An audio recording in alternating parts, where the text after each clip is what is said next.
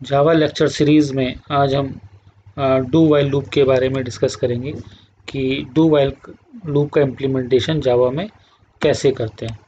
Implementation से पहले हम इसका सिंटैक्स समझ लेते हैं कि डू वाइल लूप का सिंटैक्स है do curly braces start, then code block और curly braces close, then while और पैरेंथेसिस के बीच में टेक्स्ट एक्सप्रेशन और सेमीकोलन। इसको डू वाइल लूप को कहते हैं कि ये एग्जिट कंट्रोल लूप है। और एग्जिट कंट्रोल लूप कहने का मकसद ये है कि जो टेस्ट एक्सप्रेशन हमारा इवेल्युएट होता है डू वाइल लूप में, वो eight the time exit of the loop होता है, जबकि वाइल लूप कहलाता है एंट्री कंट्रोल लूप, क्योंकि उसका एंट्री लेवल पे टेस्ट एक्सप्रेशन इवेल्युएट होता है।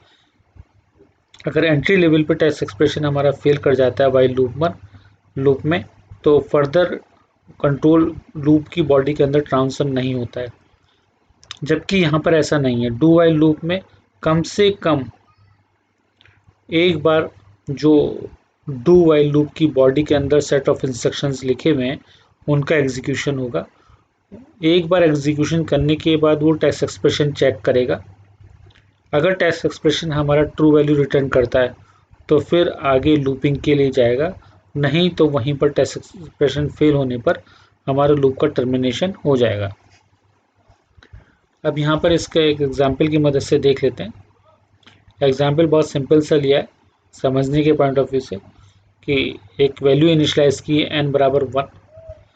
अब n बराबर 1 इनिशलाइज करने से इसके एंट्री पॉइंट पर लूप के कोई भी फ़र्क नहीं पड़ता है कि यहाँ पर कोई भी टेक्स्ट एक्सप्रेशन हमारा नहीं दिया हुआ है जो हमारी इस इनिशियल वैल्यू को टेस्ट करे कि ये वैल्यू हमारी टेस्ट होने के बाद ट्रू वैल्यू रिटर्न करती है या फॉल्स करती है। तो इसीलिए इसको कहते हैं एग्जिट कंट्रोल लूप कि at the time of entry there is no provision to evaluate the test expression और even test expression is not available at the entry level. तो डायरेक्टली कंट्रोल हमारा लूप की बॉडी के अंदर transfer हो जाता है। जो भी सेट ऑफ इंस्ट्रक्शन हमारी बॉडी के अंदर लिखे हुए हैं, जैसे system dot out dot print L N hello world, then increment operator के साथ वेरिएबल n, जब ये एग्जिट करेगा लूप से then there is a while loop and between the parenthesis there is a test expression n is less than or equals to 5। अब यहाँ पर ये टेस्ट एक्सप्रेशन इवेल्युएट होता है eight the time of exit from the loop. अगर ये test expression हमारा true value non zero value return करता है तो दोबारा से हमारी लूपिंग के लिए जाएगा, और नहीं अगर ये फेल कर जाता है हमारा ये टेस्ट एक्सप्रेशन तो फर्दर इटरेशन या रिपीटेशन नहीं होगा। अब इसको समझते हैं एक प्रोग्राम की मदद से। जो एग्जाम्पल हमने अभी कोट किया था उसी के लिए एक प्रोग्राम बना लेते हैं। हमारा यहाँ पर जो है वो n बराबर 1 इनिशलाइज किया हमने और फिर लिखा है डू कीवर्ड है और फिर है यहाँ पर system dot out dot println और इस प्रिंटलन के अंदर लिखा है हेलो वर्ल्ड। ऐसे करके और फिर स्टेटमेंट का टर्मिनेशन, और यहाँ पर लिखा है n प्लस प्लस यानी कि इंक्रीमेंट बाय 1। तो ये हमारा कंप्लीट प्रोग्राम बन गया जो हम बनाना चाहते थे। अब फर्दर इसके एग्जीक्यूशन के लिए हम जाएंगे कंट्रोल पैनल पे और यहाँ पर हम लिखेंगे जावा सी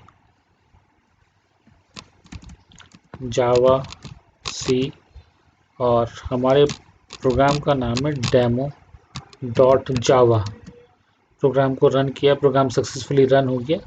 इसका मतलब हमें एक बाइट कोड जनरेट करके मिला होगा और उस बाइट कोड को अब हमें रन करना है जावा, और यहाँ पर लिखते हैं सिर्फ name of the file. There is no need to give the extension of the file which is dot class file. यहाँ पर प्रोग्राम को रन किया। अब एक बार ये प्रोग्राम सक्सेसफुली रन तो हो गया, लेकिन इसको हम सेव नहीं किया, शायद इस वजह से रिज़ल्ट नहीं दिखा रहा है। इसको हम सेव कर लेते हैं, और सेव करने के लिए यहाँ पर हमने सेव किया, वापस कंट्रोल इसमें कमांड प्रॉम्प्ट पे जाते हैं और फिर से प्रोग्राम को हम अपने सबसे पहले कंपाइल किया, इलीगल एरर,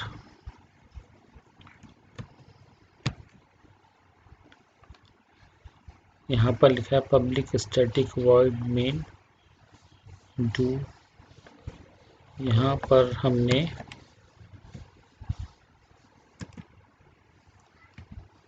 वाइल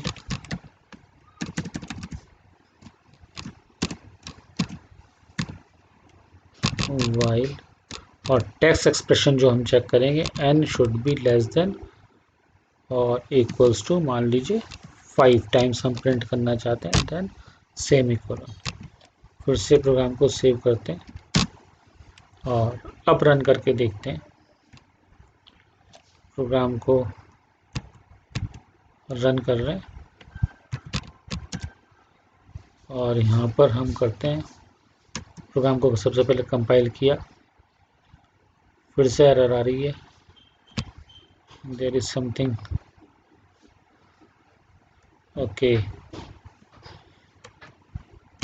एरर भी उतनी ही इम्पोर्टेंट है जितना आपका प्रोग्राम बनाना है, क्योंकि इससे आप जानते हैं कि आप प्रोग्राम्स में क्या गलती कर रहे हैं, और उससे जब लार्ज स्केल पे प्रोग्राम बनते हैं तो उस समय बहुत ज़्यादा फ़ायदा होता है। आप जल्दी से अपनी एरर को पकड़ लेते हैं कि हमारे प्रोग्राम में कहाँ पर और किस तरीके के एरर है और कैसे उसको हम दूर करेंगे अपने प्रोग्राम्स में।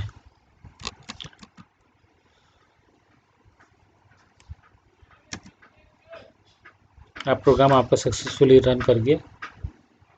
अब इसको हम कंपाइल हो गया प्रोग्राम, इसको रन करते हैं जावा, और हमारी जो क्लास फाइल है वो डेमो नाम से, ये अब इसने हेलो वर्ल्ड 5 टाइम्स प्रिंट कर दिया। माइनर से इसमें चेंजेस करते हैं। यहाँ पर अगर हम इसकी वैल्यू में प्रोग्राम में यहाँ पर इसको मान लीजिए 1 कर दें और यहाँ पर इसको 10 कर दें, और आगे इसमें हम लिखते हैं n असाइन n+2, तो यहाँ पर इंक्रीमेंट बाय 2 होगा, और यहाँ पर भी चेंजेस कर लेते हैं जिससे हमें पता लग जाए कि n की वैल्यू किस वैल्यू के लिए हमारा लूप चल रहा है। n की वैल्यू को प्रिंट करा लेते हैं, ये ऐसे करके प्रिंट हो जाएगी। प्रोग्राम को सेव कर लेते हैं, प्रोग्राम को सेव किया। अब इस प्रोग्राम को पहले कंपाइल करेंगे और फिर अपने प्रोग्राम को रन करके देखेंगे कि हमारे प्रोग्राम प्रॉपर्ली चल रहा है या नहीं चल रहा है। और अब इसको रन किया तो यहाँ पर हमारा प्रोग्राम अब 1 2 3 4 5 टाइम चल रहा है, प्रिंट कर रहा है। वैल्यू हमारी जिसके लिए चल रहा है वो वैल्यू है 1 3 5 7 और 9 के लिए चल रहा है, क्योंकि हमने इंक्रीमेंट किया था by 2, n is equals to n+2 हमने लिखा था, इस वजह से ये हमारा 5 टाइम्स चल रहा है। अगर हम इसमें बाय द वे और चेंजेस करते हैं और यहाँ पर इसमें हम कर देते हैं इंक्रीमेंट बाय 4, अब प्रोग्राम को सेव कर लेते हैं। अब इसके बाद हम इस प्रोग्राम को रन करते हैं, देखिए अब क्या डिफरेंसेस आएंगे प्रोग्राम में। प्रोग्राम को रन किया हमने, कंपाइल किया पहले, और अब प्रोग्राम को रन किया तो केवल 3 टाइम्स चला। तो यहाँ पर हेलो वर्ल्ड फर्स्ट टाइम 1 के लिए प्रिंट किया, फिर सेकंड टाइम n+4 था तो 5 के लिए प्रिंट हुआ, फिर 5+4 यानी कि 9 के लिए प्रिंट हुआ, और उसके बाद 9+4 13 हुआ। तो हमारी जो वैल्यू थी लूप की वो 13 is less than or equals to 10 मिली, जहाँ पर इसने हमें फॉल्स वैल्यू रिटर्न की और हमारा लूप टर्मिनेट हो गया। तो ये डू वाइल की एप्लीकेशंस थी, जो बहुत ही सिंपलेस्ट वे में एक प्रोग्राम को कंसीडर करके बताया गया।